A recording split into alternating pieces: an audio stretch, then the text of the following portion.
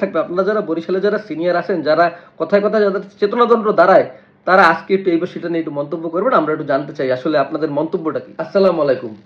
আজ 13ই জুলাই 2026।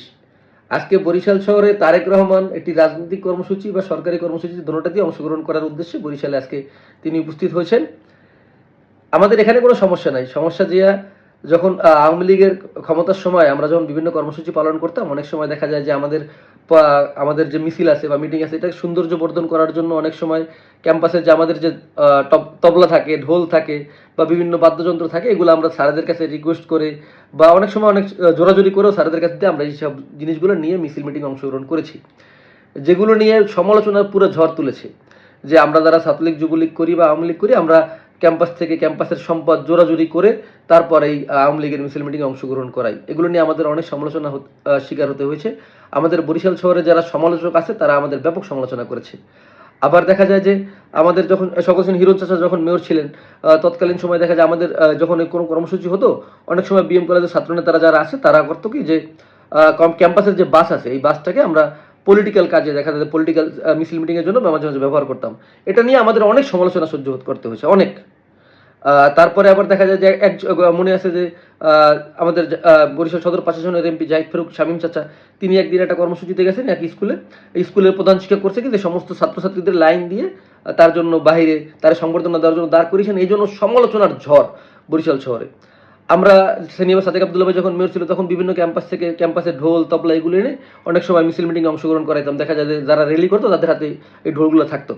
এই জন্য আবার এই আমাদের যারা সমালোচক আছে বরিশাল শহরে, তারা ব্যাপক সমালোচনা, ব্যাপক আমরা এইটা করি, জোর জবরদস্তি করি, ক্যাম্পাসে ঝামেলা করে ক্যাম্পাসের সম্পদ বাহিরে এনে মিছিল মিটিং করি, অনেক ধরনের অনেক কথা, অনেক সমালোচনা। ভাই এমন সমালোচনা যে আমরা আসলে মানে সমালোচনা যারা অস্থির হয়ে যেতাম। মাঝে মাঝে সিনিয়র সাদেক আব্দুল্লাহ ভাই আমাদের সাথে নিয়ে চিলেচিলি করতো যে সব বাদ দাও, প্রয়োজনে তোমরা ভাড়া আনো, প্রয়োজনে তোমরা ক্যাম্পাসে কোনো ঢোল তবলা আনা লাগবে না, তোমরা ক্যাম্পাসে ঢোল তবলা ভাড়া আনো, এরকম একটা পরিস্থিতি তৈরি হতো।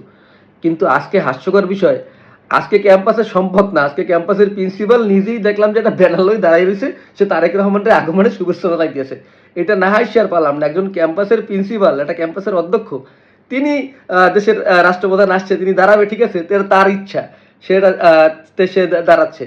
পাশাপাশি শুধুমাত্র ব্যানার নিয়ে দাঁড়াচ্ছে, শুভেচ্ছা স্বাগতম জানাচ্ছে এমন না, তিনি আবার হাতে তার পাশে যারা আছে তারা আবার ওই যে অনেক শিক্ষক আছে দেখলাম যে বিএনপির দলীয় যে পতাকা, সে দলীয় পতাকা নিয়েছে, পুরো নাড়াইয়া পুরো শুভেচ্ছা জানাচ্ছে যে সে তারেক রহমানকে শুভেচ্ছা জানাচ্ছে, বিএম কলেজের প্রিন্সিপাল। একজন প্রিন্সিপালের পক্ষে আসলে এইটা যদি করা হয়, আর আপনারা যারা আছেন, আমরা যারা আওয়ামী লীগ করতাম বা যুবলীগ করতাম বা ছাত্রলীগ করতাম, তাদের সময় যে কথায় কথায় আপনাদের যে চেতনাদণ্ড যেটা দাঁড়াই যেত, তাদের চেতনাদণ্ড আজকে দেখলাম আর দাঁড়ায় না। তারা আর এটা নিয়ে কোনো সমালোচনা করে না। তাদের চেতনাদণ্ড শুধুমাত্র দাঁড়ায় যখন আওয়ামী লীগ বা ছাত্রলীগ বা যুবলীগ কোনো কার্যক্রমে কোনো সামান্য একটা ভুল করে, তখনই তাদের চেতনাদণ্ড ঠাস করে দাঁড়িয়ে যায়। আর এই এখন যে বিএম কলেজের অধ্যক্ষ, তিনি যে একজন প্রিন্সিপাল হইয়া রাস্তার পাশে দাঁড়াইয়া হাত নাড়াইয়া জাতীয় পতাকা বাদ দিয়া কোনো দলীয় পতাকা হাতে নিয়ে শ্রদ্ধা মানে স্বাগতম জানাচ্ছে, তাতে আপনাদের চেতনাদণ্ড দাঁড়ায় না।